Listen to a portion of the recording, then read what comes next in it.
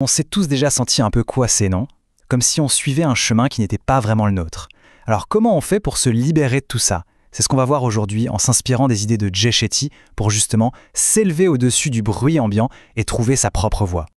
Alors, on commence par la base, ce sentiment d'être bloqué.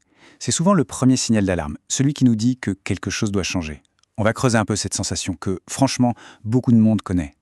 Voilà la question centrale. Se sentir bloqué ou même sans but précis. C'est cette impression de flotter un peu à la dérive, sans vraiment savoir où l'on va. Et c'est hyper frustrant, on est d'accord? C'est souvent là que tout commence. Le premier signe qu'un changement est peut-être nécessaire. Et justement, il y a 3 signes assez clairs qui montrent ce manque de but. D'abord, il y a cette pression de l'extérieur, l'impression d'être tiré dans tous les sens, de devoir savoir quoi faire de sa vie. Ensuite, c'est un sentiment plus intérieur, une sorte de déconnexion, comme si on regardait sa propre vie de loin, en spectateur. Et puis, troisièmement, le doute sur ses propres compétences. Ne pas savoir ce qu'on sait faire, ou penser qu'on ne sait rien faire. Rien que d'à reconnaître ça, eh bien c'est déjà un grand pas. Ok, on passe à une idée un peu plus philosophique, mais super importante. Destin contre libre arbitre. Pour voir comment on peut se débloquer, c'est essentiel de regarder ce concept qui vient de la sagesse védique. Ça va éclairer pas mal de choses. Alors, cette philosophie védique, c'est une sagesse très ancienne qui vient de l'Inde, et elle fait une distinction hyper intéressante. D'un côté, il y a le destin. Imaginez ça comme les cartes qu'on reçoit au début d'une partie. On ne choisit ni sa famille, ni son lieu de naissance, ni son milieu. Ça, c'est la donne de départ. Mais, et c'est là que ça devient puissant, il y a le libre arbitre. Ça, c'est la manière dont on choisit de jouer ses cartes. C'est là que se trouve tout notre pouvoir. Donc, en gros, la vie, ce n'est ni tout écrit d'avance, ni complètement sous notre contrôle. C'est une sorte de danse permanente, une interaction entre la situation qu'on nous donne et les choix qu'on fait à l'intérieur de cette situation. Chaque décision ouvre une nouvelle porte qui mène à une autre situation, et ainsi de suite. Maintenant, voyons comment le choix peut littéralement surmonter les circonstances. On va passer de la théorie à la pratique, si on veut, avec une histoire qui illustre ça de manière assez incroyable. Alors, imaginez l'histoire de 2 frères. Ils ont grandi exactement dans la même maison, avec le même père qui était alcoolique. Logiquement, on se dirait qu'ils vont avoir des parcours assez similaires, non? C'est ce qu'on pourrait penser. Sauf que, des années plus tard, leurs vies n'ont absolument rien à voir. Le premier est devenu alcoolique, comme son père. Le deuxième, lui, n'a jamais bu une goutte d'alcool de sa vie. Et le plus fou dans tout ça, c'est quand on leur demande pourquoi. Ils donnent exactement la même réponse. Parce que mon père était alcoolique. C'est incroyable. Le même passé, la même raison, mais pour l'un, c'est devenu une excuse et pour l'autre, une source de motivation.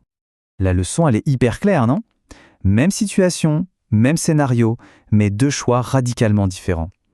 Au final, ce n'est pas l'environnement qui a tout décidé, c'est le choix individuel. Ça prouve bien qu'on n'est jamais condamné à reproduire les erreurs ou les schémas du passé. D'accord, donc on a compris le pourquoi c'est important. Maintenant, la grande question, c'est le comment. Comment fait-on pour trouver de nouvelles portes, pour sortir de cette pensée qui nous limite? On va voir quelques stratégies bien concrètes.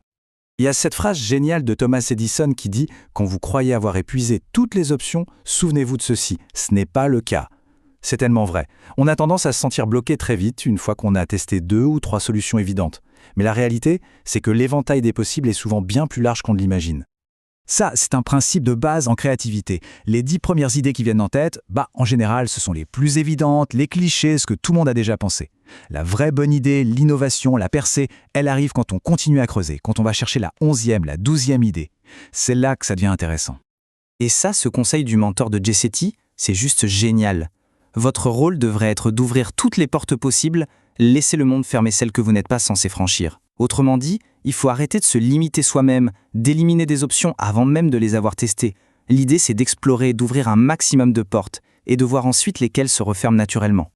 Allez, on arrive à la dernière partie qui parle d'un vrai super-pouvoir. Le super-pouvoir du leader, l'association. C'est la compétence clé des plus grands innovateurs. Et pour l'illustrer, on a une histoire assez folle. Alors, retour en 2009. À cette époque, Facebook, ce n'est pas encore le géant qu'on connaît, c'est surtout un truc pour les étudiants. Et son fondateur, Mark Zuckerberg, est un peu paumé, il ne sait pas trop dans quelle direction aller. Du coup, il va voir son mentor pour lui demander conseil. Et ce mentor, c'est pas n'importe qui, c'est Steve Jobs. Et le conseil que Jobs lui donne est complètement inattendu. Il ne lui dit pas « fais lève plus d'argent » ou « engage un meilleur ingénieur », non. Il lui dit « va passer du temps dans un ashram en Inde ». On est d'accord, Ça sort après des conseils qu'on trouve dans les manuels de business. Et le truc, c'est que Zuckerberg l'a fait. Il y est allé. Et c'est cette expérience, cette immersion dans un lieu centré sur la communauté, la connexion humaine, un truc à milieu de la Silicon Valley, c'est ça qui va forger sa vision pour Facebook. Il comprend à ce moment-là que l'objectif n'est pas juste de créer une plateforme technique, mais de connecter les gens à l'échelle du monde entier. Et attention, ce n'est pas juste une belle histoire. Il y a une étude très sérieuse de Harvard, menée sur 3000 dirigeants, qui a montré que la compétence numéro 1 d'un leader innovant, c'est précisément ça, l'association.